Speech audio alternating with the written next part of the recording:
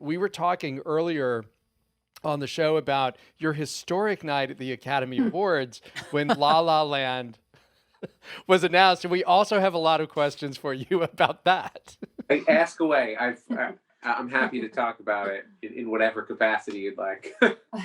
Okay, so here's what's it. So we were all there. Obviously, you were there, but Julia was there in the press room. I was in the audience that night, pretty close. That's amazing. I didn't know that. Yeah, That's and it was.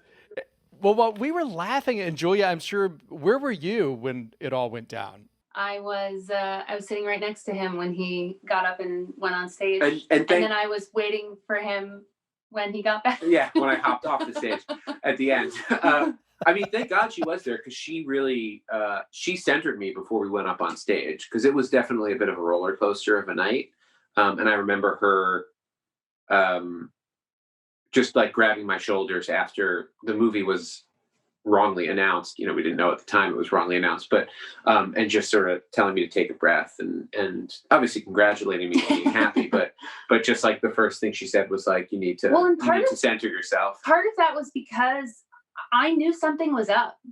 The whole thing with Faye and Warren and reading the way that they read or didn't read the card, like my like spidey sense was tingling, and something didn't feel right to me, and that was why I was kind of like, I don't know what's about to happen, but I need you to know that you need to take a deep breath. Yeah. Wow. And so, Jordan, you get up as a lead producer on La La Land. You get up, and when did you realize that a mistake had been made?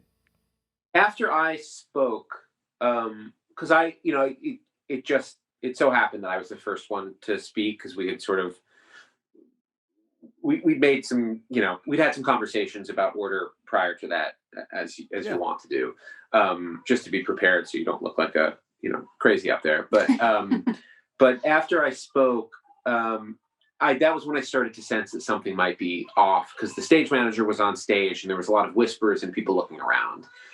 Didn't know what was going on until, I mean, for me, the moment that was most, and I've talked about this, the moment that was most, that I remember most specifically was I had been collecting the cards for La La Land from other things we'd won, the PGAs and the BAFTAs, and I had all the envelopes that said La La Land inside, and I had the envelope for this one as well. And, there was no reason for me to not think it didn't say La La Land inside. I hadn't looked at it, but I remember the stage manager coming over to me and asking me to, asking to see my card. And when he pulled it out, it said Emma's name on it.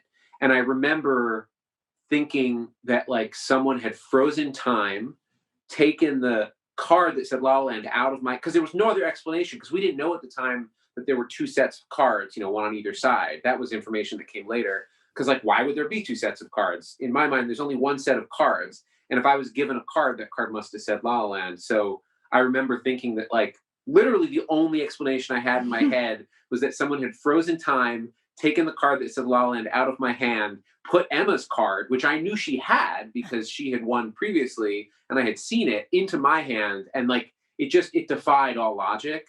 And then eventually I remember Warren coming out and holding up a different envelope, and then everything started becoming a little more clear, and then kind of it went where it went and everything got solved. I don't know. However you put it.